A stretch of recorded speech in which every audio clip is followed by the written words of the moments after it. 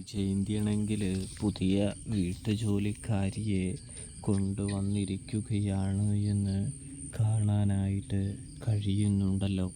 ഇതേസമയം ബാലേന്ദ്രനൊന്നും അത്ര വലിയ പിടിക്കുന്നൊന്നുമില്ല എന്ന് കാണാനായിട്ട് സാധിക്കും.